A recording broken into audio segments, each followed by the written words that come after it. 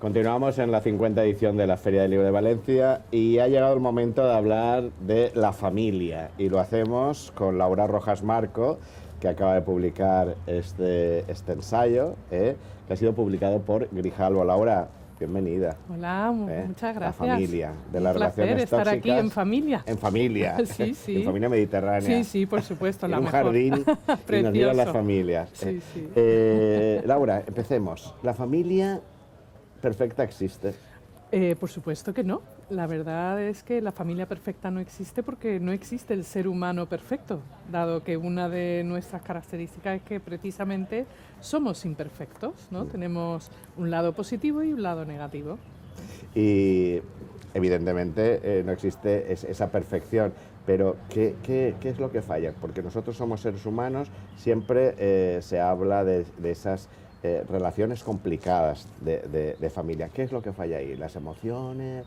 ¿Qué nos falla a veces? Bueno, ¿qué nos falla o nos compensa? O nos compensa también. Bueno, todo hay que decir que la familia es un sistema activo que está compuesto pues por varios miembros y cada uno de nosotros pues tenemos una forma de ser, una personalidad, una manera de abordar los avatares de la vida, los momentos difíciles, tenemos nuestros propios gustos, entonces vamos a encontrar aspectos en común entre nosotros, pero también vamos a encontrar diferencias. Y a veces es en esas diferencias donde encontramos una cierta rivalidad o desacuerdos o incluso en ocasiones alguna toxicidad, ¿no? Es ahí. Exactamente, todo depende de cómo abordemos o cómo comunicamos, ¿no? Esos momentos que son difíciles, ¿no? O cómo afrontamos la frustración, cómo la toleramos, que no es fácil, ¿no? ¿Y eso se puede prever? Pues sí, todo eso, más que prever, sobre todo se puede trabajar, ¿no? En prever el hecho de que, bueno, pues que se intente desarrollar relaciones que sean más sanas que insanas, por supuesto, ¿no? Partiendo de la idea de que todos somos tóxicos en algún momento de nuestra vida, hay que diferenciar entre el que es tóxico normal, como podemos ser cualquiera cuando tenemos un mal día, estamos de mal humor, estamos pasando por un momento difícil en la vida, estamos enfermos a veces, también somos un poquito malhumorados. Y después está esa toxicidad que es perversa, ¿no? Donde las personas que son precisamente tóxicas, ¿no? Con una actitud perversa, son manipuladoras, hacen chantaje emocional, buscan el conseguir una serie de objetivos sin que les importe lo que sienta y piensen los demás, les da igual hacer daño, porque su objetivo es lo que quieren y están dispuestos a hacer cualquier cosa para conseguirlo. Y eso ocurre en todas las familias. Claro. Es aquello de que decía Tolstoy, de todas las familias buenas se parecen, pero las pobres son, las desgraciadas son cada una a su manera.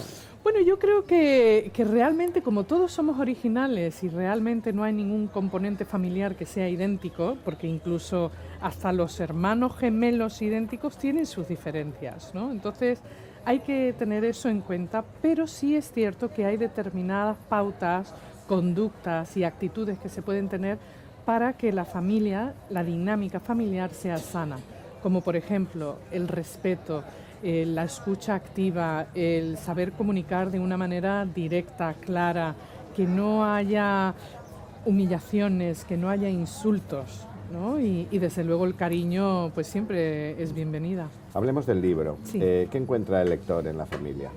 Pues aquí va. ¿Cuál ha sido la finalidad que le has intentado dar al libro?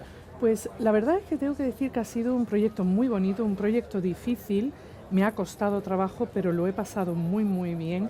Ya que llevo muchos años trabajando con familias desde el punto de vista psicológico como terapeuta. Y lo que intento ofrecer es una comprensión sencilla, amena, con muchísimos ejemplos, para que cada uno pueda identificar los aspectos tanto positivos como los negativos y ofrecer la posibilidad de cambio, porque lo cierto es que todo se puede cambiar. Porque somos seres cambiantes, adaptativos, inteligentes, entonces podemos descubrir formas de mejorar nuestras relaciones familiares y no familiares. Tú prestaste asistencia psicológica en el 2001 a las familias afectadas por los atentados de las Torres Gemelas. ¿Cómo fue ese trabajo? Y hoy en día, desgraciadamente, seguimos teniendo esos ataques en diferentes partes del mundo. Y ¿cómo se aborda esto? Y luego me gustaría también preguntarte cómo se aborda, por ejemplo, el caso de ese avión. Bueno, la verdad es que son situaciones difíciles. Para empezar, la situación tan terrible, ¿no?, que ocurrió en Nueva York en el 2011, perdón, en el 2001, el 11 de septiembre del 2001, a nivel personal fue devastador, ¿no? No solamente perdí a personas queridas, sino también el sufrimiento, ¿no?, que uno percibía ahí, y el sentimiento de impotencia de poder hacer y no hacer, además del sentimiento de incertidumbre, pues evidentemente crea una crisis, y fue una experiencia traumática, ¿no? Que eso por supuesto lleva tiempo y un trabajo importante para poder superar, ¿no? A nivel profesional tengo que decir que bueno, tuve el honor, ¿no?, de trabajar con profesionales tan maravillosos dentro tanto de los bomberos, los policías y compañeros de mi profesión, ¿no?, que pues hicimos lo mejor que pudimos hacer, que es básicamente acompañar en momentos de duelo, ¿no?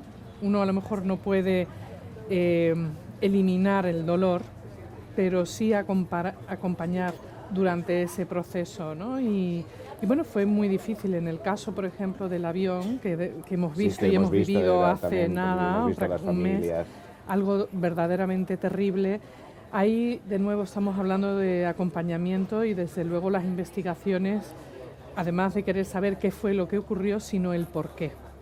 Y los porqués son muy importantes, ¿no?, a la hora de abordar los momentos difíciles en la vida, pero también para entender las cosas buenas que nos ocurren. ¿A qué atribuimos esos porqués, las cosas que van sucediendo, ¿no? ¿Por qué me ha pasado algo bueno y por qué me ha pasado algo malo? Entonces, por ejemplo, con respecto al 11 de septiembre, con respecto a este avión, pues todas esas familias se están preguntando el porqué, mientras que están viviendo un duelo profundo, ¿no? Se les ha robado algo que desde luego no van a poder recuperar nunca. Tú has vivido en Estados Unidos durante muchísimos años.